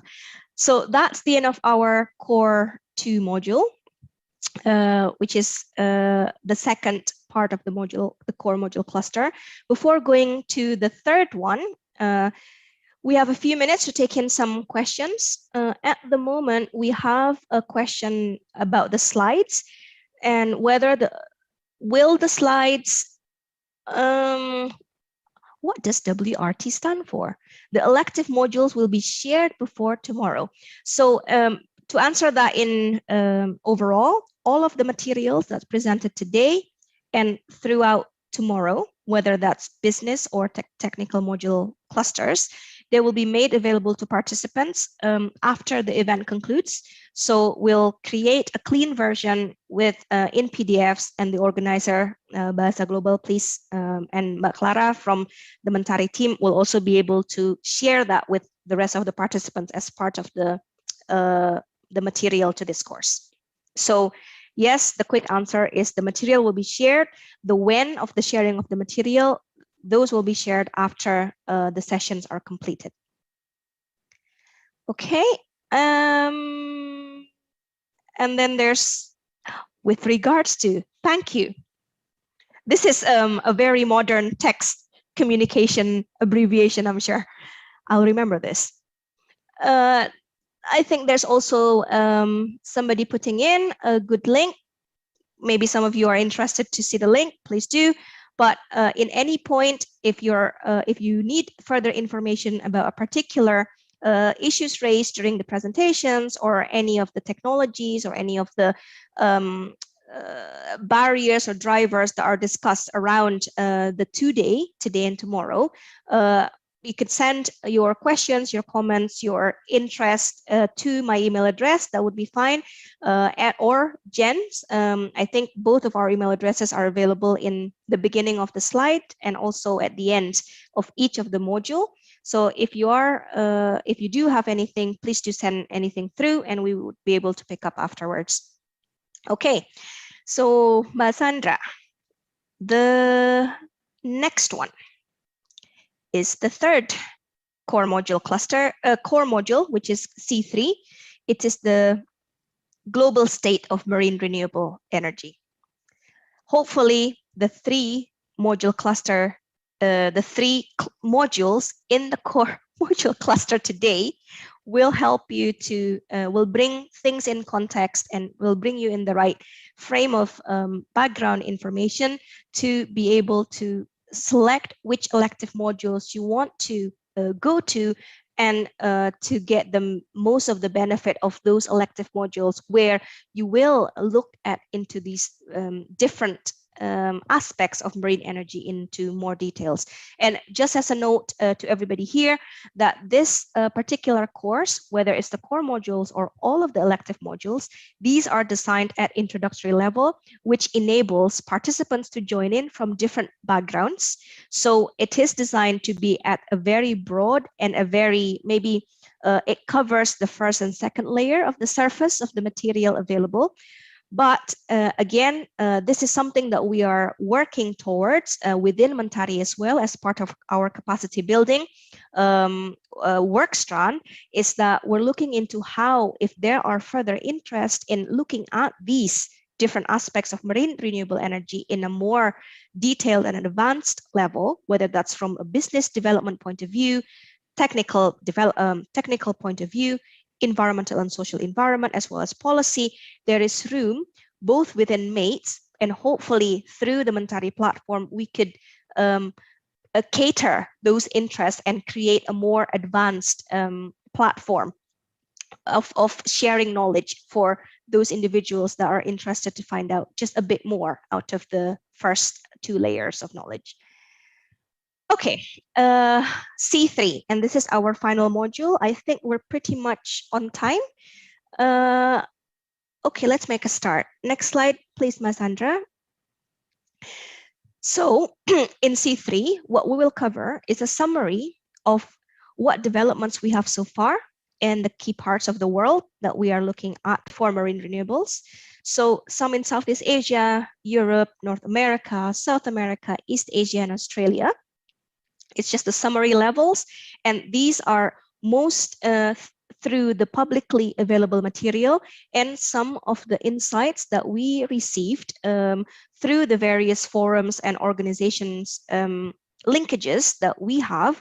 But again, if at any point you are interested in a particular area, if you could raise that through the MENTARI team or myself directly, we should be able to assist you further in with this with the more specific information on the particular detailed development of each of these regions.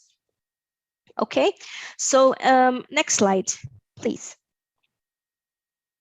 Again, flagging up that we'll be using Slido for the interactive sessions. For those of you who haven't done so, please join the classroom using the link and entering the number 4279195. Or if you use your mobile phones, you can actually use the QR code available here to join in. So this is the trigger for me to also remind you to fill in your participation, your attendance form, so that we know that you are participating in this core module cluster. Thank you. Next, Ms. Sandra. Let's hear your thoughts and opinions. Which geographical region do you think is the most advanced in the development and deployment of marine renewable energy? Just from what you hear in public domain, just from what you hear in maybe in the scientific literature or in the business forums or through your background knowledge, where do you think marine renewables is the most advanced in development and deployment? Okay, 100% Europe. South Asia, Southeast Asia coming through.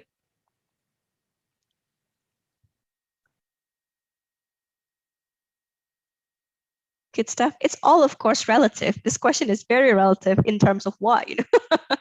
It's advanced in terms of, yeah. But that's a great, you know, overall, most of you think that Europe has the most, is the most advanced in the development and deployment of marine renewable energy. Excellent. Okay, moving on, Ms. Sandra, please. Good. So I thought I'll start with Southeast Asia first off. Now, since the year 2000, overall energy demand has grown by more than 80%. And then in Southeast Asia, there's also a large number of island communities with high-priced energy markets. So when we're speaking about high value of energy demand clusters, these are some of those areas that we're looking at. So the market size, however, like we discussed before, can be very, very small. So the opportunities here can be significant if we offer small-scale marine energy solutions to island or off-grid communities. The second area that we want to consider in Southeast Asia is around tourism market, which is also a high potential for Southeast Asia. So ecotourism especially is a fast-growing industry within with the consumer demands moving towards sustainable energy as their main supplier. However, these centers of energy demand does not necessarily mean they are close to the resources. So that's another challenge. Just to throw in a picture there, the image shown here is a 50 kilowatt tidal device deployed in Singapore. I think just off the one of their coasts nearby the research center. It's to test the deployment of a small-scale tidal device in tropical waters. Next slide, please. Okay, so again, this is what is captured through the information that's available publicly on the region. So you can see the spread between the countries, including Indonesia. So this is what are available publicly, but we know that certain activities are also ongoing behind these published results that leads to some more technology deployment and more understanding of the resources within these countries. So although this is published in 2021 by March, through this scientific publication, there are ongoing initiatives in these different countries, including Indonesia, which generates better understanding of the resources. So the resources that you see there might be the published, acknowledged resources at that particular time, but there are ongoing work to actually move on to understand some more of the different types and more of the sizes of these resources. And in the capacity building and human resources upskilling, certainly from Indonesia, from a MENTARI point of view, we are doing quite a lot of this in the background to make sure that the human resources are ready to embrace the time when marine energy comes. And also on the policy and business development side, in the background, we are working with different partners and also with different organizations to make sure that these understanding and cross-country lessons learned are shared throughout the development of marine renewables in Indonesia, specifically, as well as its surrounding countries. There's a lot of things going on in Singapore and Malaysia, as well as in the Philippines at the same time. So again, when we do have more time, or if you are particularly interested in speaking about more of these, please do get in touch. Next slide, please. In Europe, working on the target net zero by 2050, where some countries have more ambitious targets than others. The UK, net zero by 2050. Scotland, which is in the UK, for your information, targets the net zero by 2045. So it's, Indonesia is not the only country in the world that has this different push and pull factors between the central government and the different provincial regions. The same with the UK, although it's very much smaller in size compared to Indonesia, even with only 3 of the countries connected in the UK, they have different targets set aside. The UK itself, 2050, Scotland, which is part of the UK, targets 5 years earlier net zero. These kinds of conversations and issues and challenges, barriers, how to overcome them is covered in the elective modules, which is to be decided later on when we're going to deliver that. So those of you who answered Europe as the world leader in marine energy deployment and development, at the moment, that's what is presented. So more deployments and technology centers than anywhere else in the world. So the test sites includes EMEC, which is in the UK, BMAP in Spain, SEMREV in France, PLOCAN in Gran Canaria. So those are examples of test sites appropriate for certain geographical areas that enables the actual development and deployment of the different devices in the particular region. Next slide, please. North America. Canada sets a net zero target by 2050. So there's the promise to set a net zero emission goal with legally binding 5-yearly carbon budgets. So he's attempting to balance, Trudeau is attempting to balance this defense of new oil pipelines with the carbon emission targets. Great resources for marine resources. And then it's worth mentioning the Bay of Fundy forced test site, which is the recent investment and strong show of support from the Canadian government in marine renewables. Next slide, please. Again, in North America.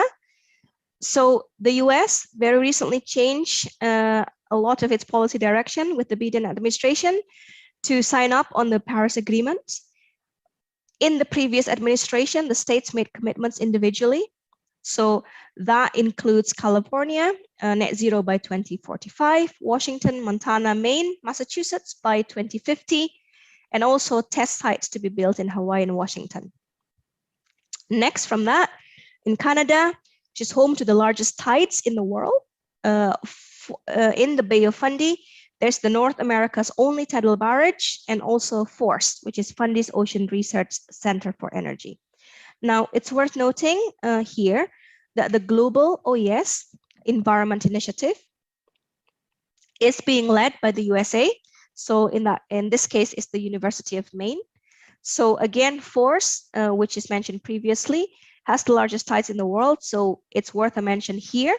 And also in all of this, if you're interested more in the developments of marine energy in North America, there's a nice paper on the US marine hydrokinetic energy potential in the nrel.gov.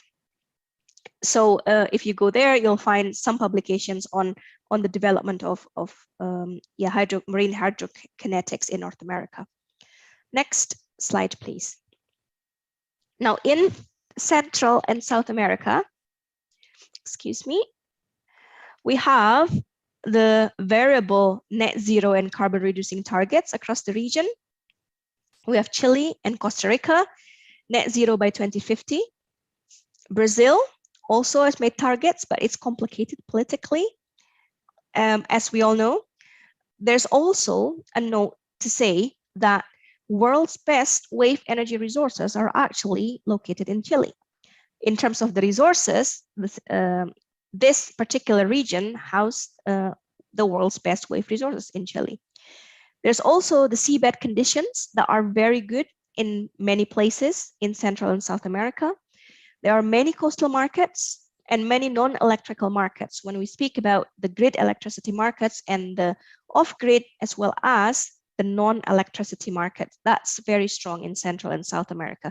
I think the case for this is not too much different from Southeast Asia in some of the remoter parts. So I think there will be some benefits of cross-fertilization of ideas and shares of lessons learned between South to South, South America, Central America with Southeast Asia. That would benefit the two regions' development in marine energy significantly. So the isolated industrial markets could include mining or fish farming. There's also a notion that the elevated energy prices are available, which is away from the major population centers. So high value, low demand, but away from major population centers. Next slide, please. We have Eastern Asia and Japan. The net zero target for Japan is 2050 and China 2060. So Japan is a particularly interesting market because it's historically a large market for nuclear energy, but public support has shifted away after the Fukushima disaster in 2011. So with Japan, there's not so much onshore area available and very deep waters. So making onshore wind and fixed offshore wind energy not optimal. So the growing interest from large Japanese companies such as Toyota was actually in wave and tidal energy. Next slide, please. We have a further some information around Eastern Asia and Japan. So the net zero target for South Korea, sorry, is this a duplicate? I think it is. Okay, moving on, Masandra, please.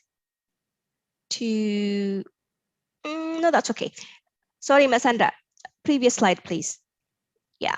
So I guess here that we need to highlight is the committed how China is committed to peak CO2 emission by 2030, even though its net zero target is by 2060.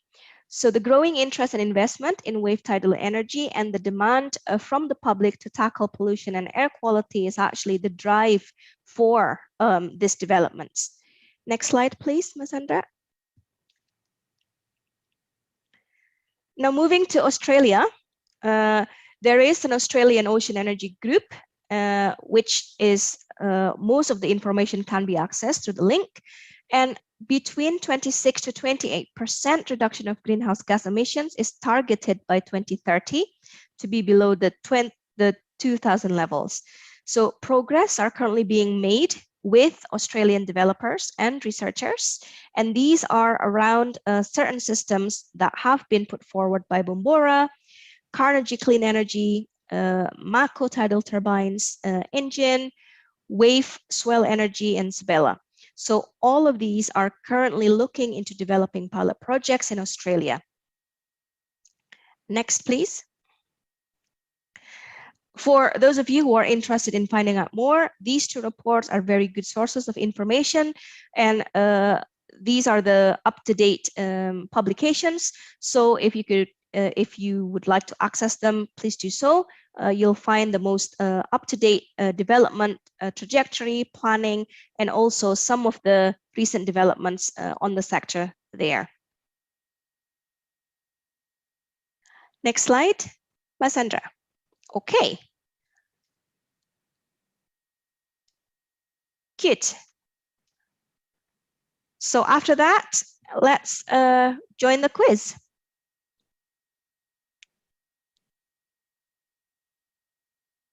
It can be accessed through the Slido platform. So the first question is, where in the world has the most deployments of marine energy? Maybe move to the next one, Basandra, see what comes.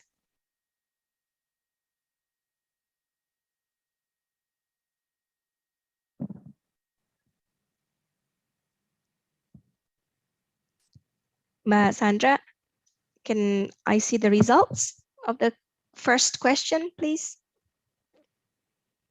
There we go. Where in the world has the most deployments of marine energy? These are the selections. So if you could put in your answers to that, that would be brilliant.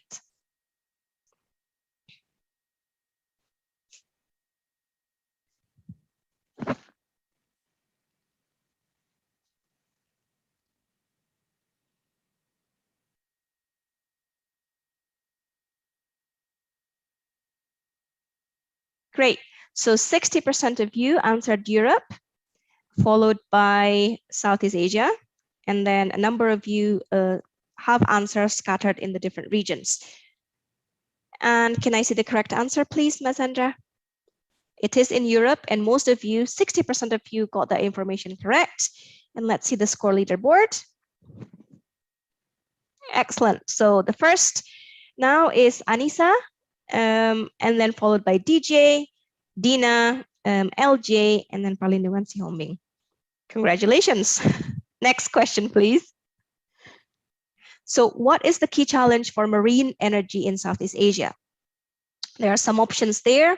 If you could put in your thoughts on which ones are actually the key challenge for marine energy in Southeast Asia, that would be perfect.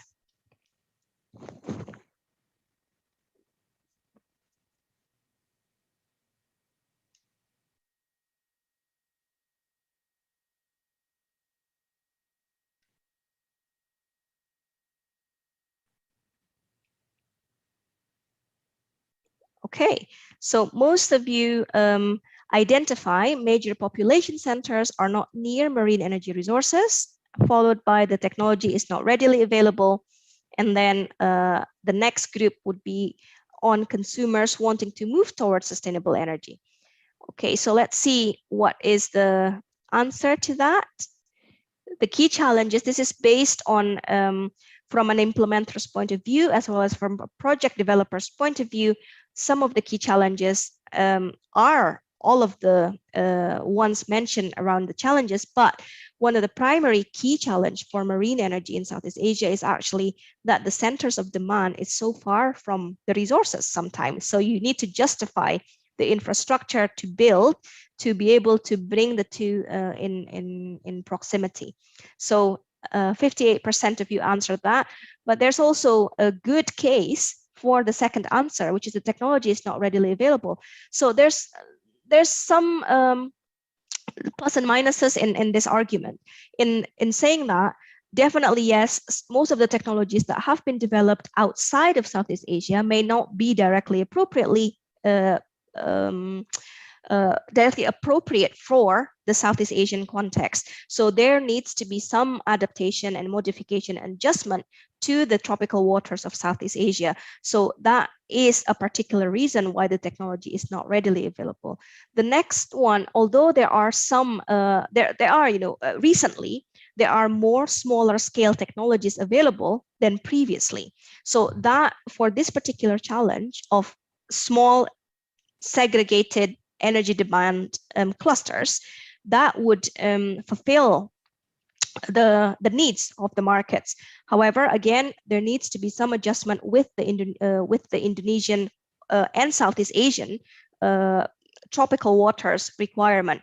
One of the key challenges here is that the test centers that we have, it's still a very much laboratory scale or university or research center scale test center, which limits the information that can be generated, or which somehow presents other key challenges in identifying what is the real deployment challenge. So we don't yet have a test center at a scale which can also look into not only testing the power generation side, but also testing the supporting infrastructure required for getting a device from manufacturing to the environment it's going to be installed, and also for the operation and maintenance, as well as testing the interaction between the particular device with the human resources supporting the deployment of certain systems.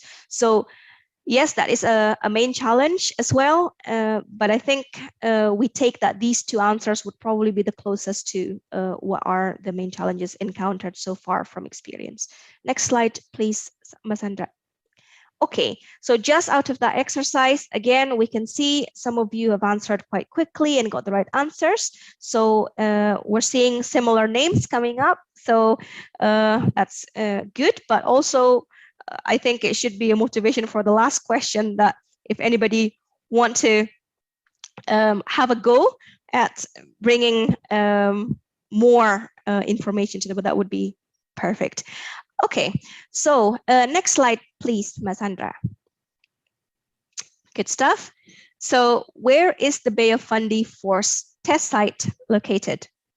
This is just a very straightforward memory sense check, I think, from the information provided in the previous slides. Where is the Bay of Fundy Force test site located?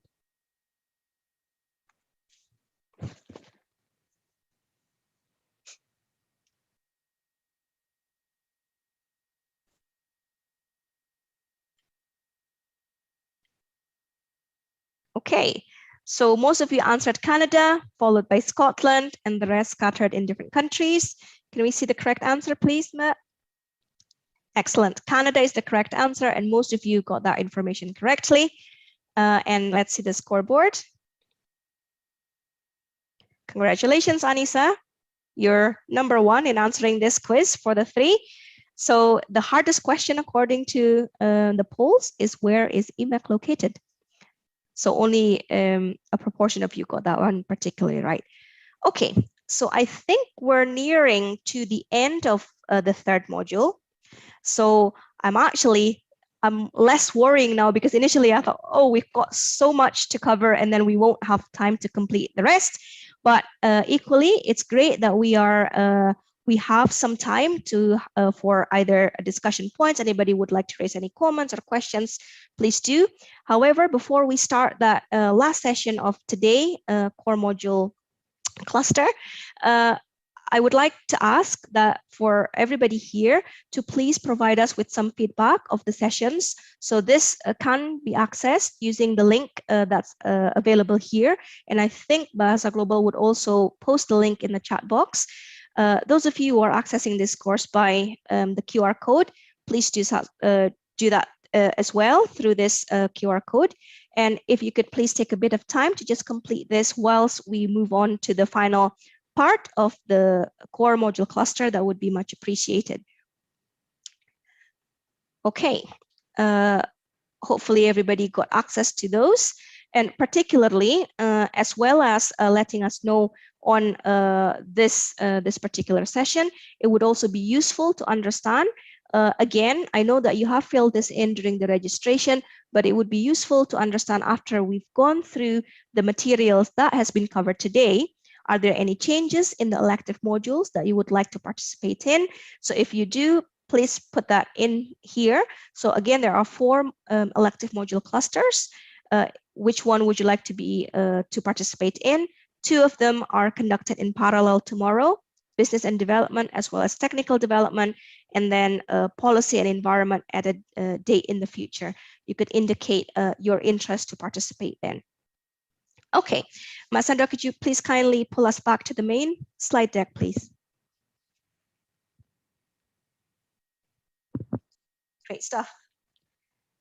So we're doing better than we thought. There are certainly some time for anybody if you'd like to raise a comments and issues, the questions, or anything that you may want to raise at the end of this core module, please do. We still have some time. Otherwise, if you think of a follow-on questions afterwards, I am equally happy to take them after the session ends, and through email or by a chat, a type in the chat box as well. I'll just give it a few minutes.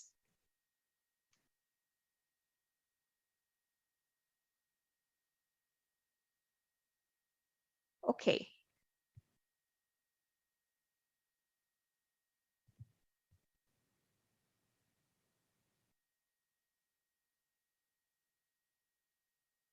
Good stuff. So it looks like everybody's happy for the moment. Again, if anybody needs to raise anything at all in the future or after this course, you can send the email to the email addresses available. Sorry, Mas Sandra, maybe you could put that slide up with the contact details at the end of the last module. Please. Thank you, Mas Sandra. You can reach me or Jen both through our email addresses, or if you'd prefer to put the question through the chat box as well, that will be fine. Other than questions, comments, or issues that you would like to raise, we welcome them.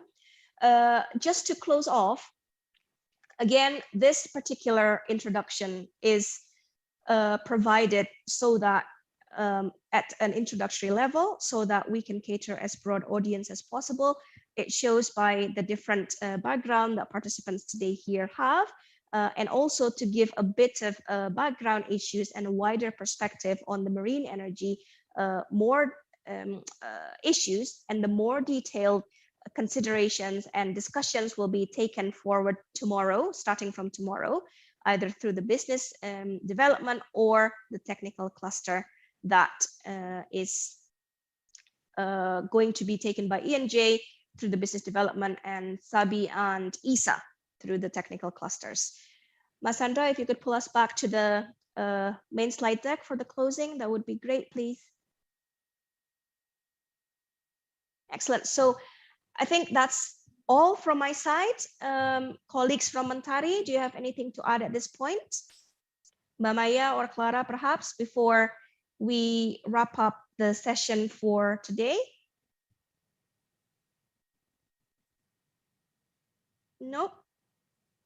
Okay, so very very pleased to meet you all today. Thank you for your time in attending today's session, and looking forward to meeting you tomorrow in the elective module clusters. Tomorrow, the plan is for everybody to join into one room again as today, and I will be there to greet you and also to have a bit of a summary of what we have covered today, and then I'll pass you on to the two elective module cluster presenters, and then you will be able to go into the particular class that you have elected to go, either the business development or the technical cluster. Thank you very much for your attendance today, and I'll see you tomorrow.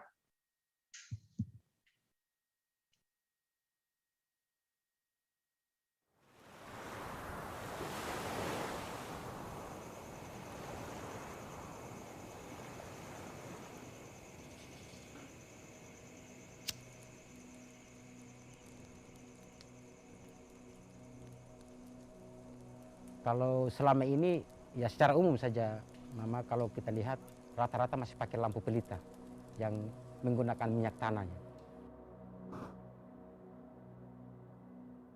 Karena memang di Desa Mentaridi ini ada begitu banyak potensi yang dapat dikembangkan.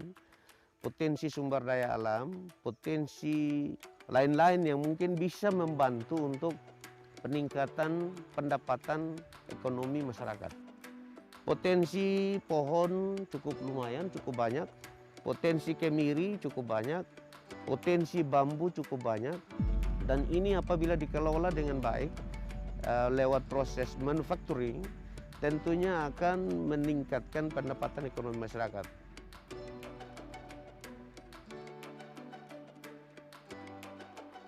Mentari akan menyediakan energi terbarukan bagi masyarakat Mentaridi dan menunjukkan bagaimana menggunakan energi dengan bertanggung jawab. Mentari membangun pendekatan baru untuk membangun dan memastikan ketersinambungan mini grid untuk kelistrikan desa. Kalau seminggu satu saja, bisa lebih cepat kalau ada listrik gitu. Kalau yang tidak kuliah itu mungkin pergi merantau. Kalau yang tidak, di rumah saja, bantu-bantu orang tua. Bruder bilang kalau ada kursus listrik dari Mentari, karena saya mau ikut yang ini tertarik dengan listrik, akhirnya saya ikut. Saya mau kerja di desa sendiri. BUMDes ini akan menjadi payung untuk Mentaridi karena banyak hasil-hasil potensi yang membuat masyarakat ini bisa hidupnya lebih baik. Kalau seandainya Tuhan berkenan ada listrik, dan saya akan berjuang untuk cari alat ukir. Moga-mogahan lewat listrik ini saya meningkatkan lagi terlebih khusus fasilitas yang ada. Karena saya hanya mengandalkan menggunakan parang, iso. Tapi kalau ada alat ukirnya mungkin lebih baik yang saya ukir begitu. Menggunakan pengalaman dan pembelajaran terdahulu, program kami akan merekomendasikan perubahan kebijakan di skala nasional untuk memberikan manfaat komunitas lain di Indonesia. Mentari mendukung perencanaan dan implementasi yang lebih baik untuk mendukung keberlangsungan mini grid.